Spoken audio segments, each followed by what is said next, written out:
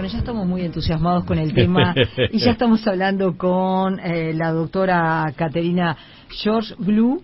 Es gerente senior del área de asesoramiento legal y notarial de la consultora KPMG. ¿Y por qué estamos muy entusiasmados? Porque estábamos hablando de inteligencia artificial versus abogados y versus todo, digo yo, pero bueno, en este caso, ella como experta, como abogada, existe toda esta cantidad de preocupaciones que tenemos todos con nuestro trabajo.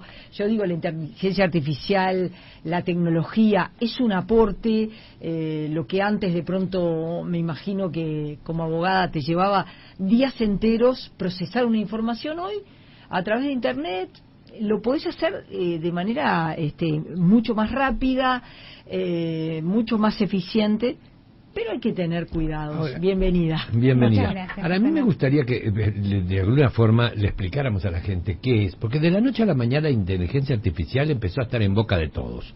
Absolutamente la preocupación desde el poder legislativo hasta el poder ejecutivo, pasando por las distintas empresas o conglomerados empresariales o hablan de la inteligencia artificial y que la inteligencia artificial además va a terminar, bueno, eliminando fuentes de trabajo y es como un cuco que viene como... Entonces, ¿qué es la inteligencia artificial? Bueno, ¿para qué está la inteligencia artificial? Bien, hablando desde mi perspectiva abogada, Sí, por desde supuesto, como con el abogada, perdón de los sí. especialistas que me están escuchando por la llanura de mi explicación.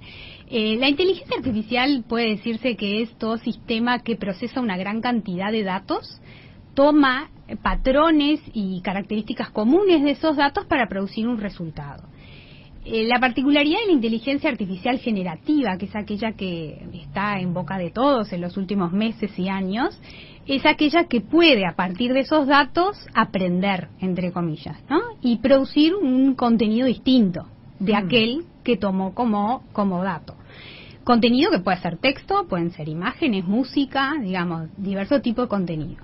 La particularidad que tienen estos sistemas son que esos datos, que en la gran mayoría de los casos son los propios usuarios los que los cargan y los que los proporcionan, queda allí depositada por un tiempo y es tratada y almacenada de determinada manera, ¿no? Lo que genera toda una serie de cuestionamientos o desafíos, especialmente mirados desde el punto de vista jurídico, de cuáles son los derechos que están comprometidos y cómo se protegen esos datos, ¿no? Ya en Europa hace mucho tiempo se trabaja muchísimo precisamente en regular el procesamiento de datos, y ahora nuevamente Europa está trabajando mucho en cómo concebir los aspectos éticos y regulativos de la inteligencia artificial. Es así, y de hecho Uruguay mira mucho a Europa. La normativa uruguaya está dictada con parámetros europeos. De hecho, este año nuestra ley de protección de datos, que es la 18331, cumplió 15 años. Y es una muy buena ley que protege y garantiza la protección de los datos personales, y ha sido modificada en varias oportunidades, incorporando los desarrollos tecnológicos a la luz de las distintas directivas y pronunciamientos que ha dado la Unión Europea. O sea que nuestro marco normativo existe y es bueno en ese sentido, y miramos mucho a Europa. Es una tradición en el derecho uruguayo, vamos de eso, porque no hay duda que estamos inspirados en el derecho europeo, fundamentalmente el francés y el romano, y toda la historia, ¿no? Sí, sí. Es decir, siempre miramos hacia ese lado. Sí. Yo creo que fue por la construcción ciudadana que tenemos, por la construcción como sociedad, ¿no? Sí, tenemos un régimen jurídico, un sistema de derecho que mira hacia Europa, ¿no? Estábamos antes de salir al aire hablando de informaciones que uno lee en Internet, como por ejemplo algo que pasó en Estados Unidos vinculado con la inteligencia artificial, y era que vos cargabas la información y ponías, y ahí aparecía el tema de los sesgos, porque en definitiva la inteligencia artificial, detrás de la inteligencia artificial, quien carga la información son humanos. Entonces vos, por ejemplo, ponías hombre negro y aparecía, te devolvía una información desagradable, por decirte de alguna manera. Ponías hombre blanco y una información agradable. Entonces, claro, obviamente desde desde las autoridades del Estado, en este caso era la policía, decía, ojo con esto, ¿no? Ingresamos información sobre una persona negra y la encuentra culpable. Correcto, sí, los sesgos en la inteligencia artificial es uno de los grandes temas que preocupa mucho y que está tratando de ser considerado, sobre todo lo que tiene que ver sesgos en igualdad y no discriminación, en la igualdad de acceso al trabajo. Yo les comentaba que hace unos años surgió que Amazon había anunciado que dejaba de utilizar un sistema de inteligencia artificial que había venido desarrollando desde el 2014, incorporando a la inteligencia en procesos de selección de personal, y había identificado que la gran mayoría de los puestos eran ocupados por hombres blancos, porque resultó que la inteligencia artificial se había nutrido de una gran cantidad de datos con esas características y descartaba en el proceso de selección a quien no cumplían con esos patrones, ¿no? Entonces, el tema de los sesgos es un tema importante a tratar. ¿Y qué pasa con en el mundo del derecho? Por ejemplo, en un estudio voy yo como cliente y quiero que me redacten un contrato. Y bueno, el estudio es un estudio grande y entonces utiliza inteligencia artificial para redactar un contrato. ¿Qué pasa con eso? ¿Cómo se hace? ¿Qué se logra? Bueno, ¿La inteligencia artificial entiende el lenguaje natural? ¿Entiende el derecho natural? ¿Cómo viene la cosa? ¿Cómo se redacta ese contrato? Bueno, el uso de la inteligencia artificial en la práctica jurídica tiene que tener sus precauciones, ¿no? Como todo es una herramienta, y como herramienta que es, hay que usarla con responsabilidad. Los profesionales del derecho y todos los profesionales en Uruguay tenemos una obligación legal que es guardar secreto profesional, y eso implica, entre otras cosas, tomar las medidas necesarias para salvaguardar información confidencial de nuestros clientes, proteger sus datos y demás. El uso de esta inteligencia artificial en algunos casos puede llegar a comprometer esos principios que son infranqueables y que, digamos, los abogados y cualquier firma de servicios profesionales no puede poner en juego, digamos. Entonces, el uso sí, el reconocer que esta realidad existe, incorporarla, pero con cautela y con la responsabilidad y los medios técnicos necesarios para asegurar, salvaguardar esos activos, ¿verdad? A la vez hay que, porque parecería que estamos como muy negativos respecto a la inteligencia artificial, que es algo que se viene, que se ha instalado en este mundo y que también tiene aspectos muy positivos, porque vos tenés un caso, podés, y ese caso vos lo tenés que, tenés que hacer un escrito, tenés que elaborar una sentencia, y la inteligencia artificial te ayuda, te da muchísimos elementos en tiempo récord también. Lo que antes de pronto te llevaba muchísimo tiempo, hoy lo podés hacer en tiempos mucho más breves,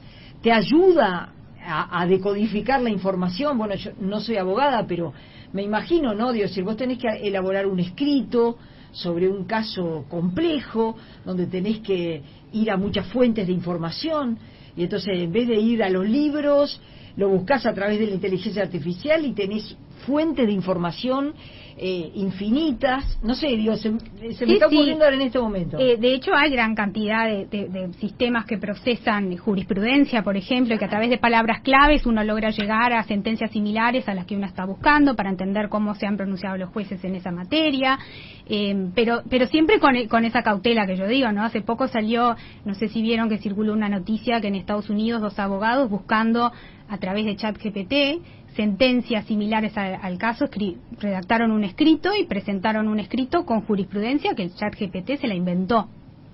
Y claro, faltó quizás ahí el juicio crítico de revisar que efectivamente esa jurisprudencia existiera. Entonces ahí el factor humano termina siendo siempre el que fundamental. Bueno, a ver, ¿y no nos pasa hoy con Google? Seguro, al ser una herramienta, quien la nutre, a esa herramienta tecnológica, es el ser humano. Esa es la historia. El conocimiento, para que ella se pueda desarrollar, se lo tenés que dar vos. Exactamente. Porque ella per se no funciona si no le das la información. Sergio, pero si vos buscas una cosa en Google hoy, no hay inteligencia, en Google una cosa sencilla, y te devuelve información inexacta, y vos no la sabés decodificar, bueno, estás en problemas.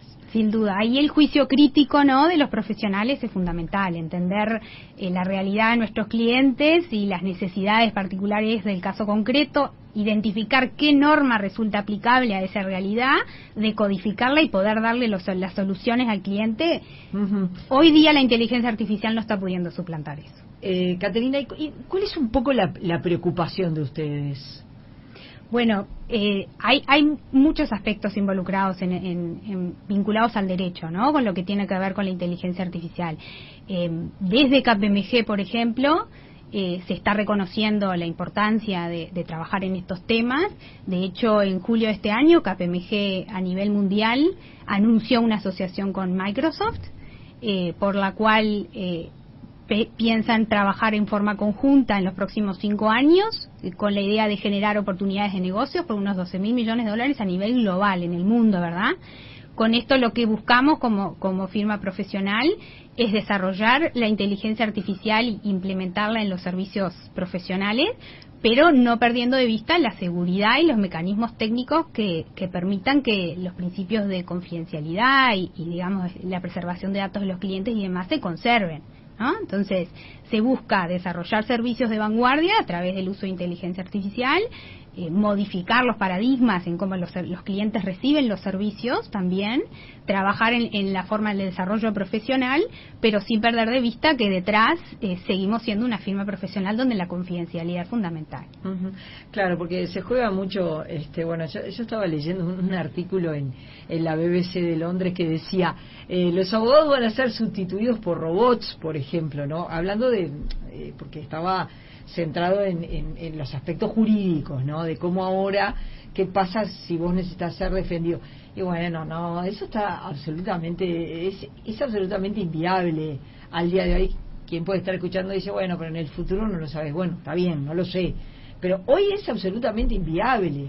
Bueno, a propósito, hace poco escuchaba una entrevista de un experto internacional que hablando de esto de la sustitución de los puestos de trabajo por inteligencia artificial y en el marco de los servicios jurídicos decía, bueno, posiblemente hoy la inteligencia artificial, al menos en el corto o mediano plazo, no sustituye a un abogado, pero otro abogado que sí sepa usarla y entenderla seguramente sustituirá a uno que no, ¿no? Capaz que algo de cierto eso puede tener, ¿no? Hacia ahí vamos, hacia entenderla, poder administrar los riesgos que conlleva su uso y utilizarlo en forma responsable y con precaución. Uh-huh. Bueno, pero eso creo que es como en todo, ¿no? Prácticamente en todo, en todas las profesiones, digo.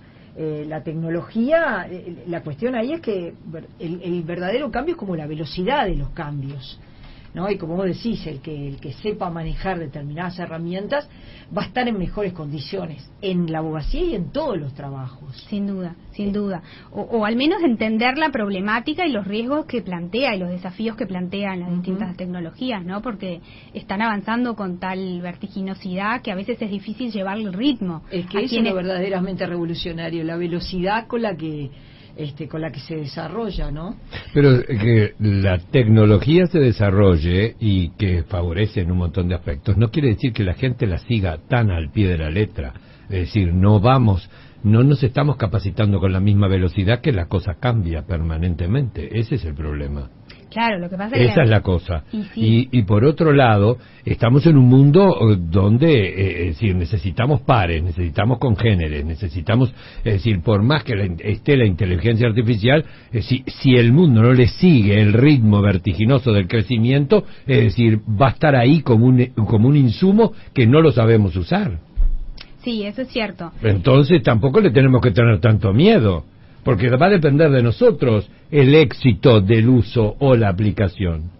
Si no avanzamos en la misma velocidad que ella sigue creciendo, es decir, va a ser como contradictorio. Tenemos todas esas herramientas, pero si no las sabemos usar. Sin duda, y ahí uno de los desafíos es lograr que la normativa o el marco normativo y jurídico pueda contemplar esa realidad, ¿no? Y que sea lo suficientemente flexible y amplio como para poder abarcar lo que se viene, que todos los días algo diferente, todos los meses estamos viendo decenas de miles de aplicaciones y sistemas nuevos, todo el mes. Caterina George-Glue, gerente senior del área de asesoramiento legal y notarial de KPMG, ha sido un gusto conversar contigo esta tarde. Igualmente. Bienvenida en Alpampan. Gracias por recibirme.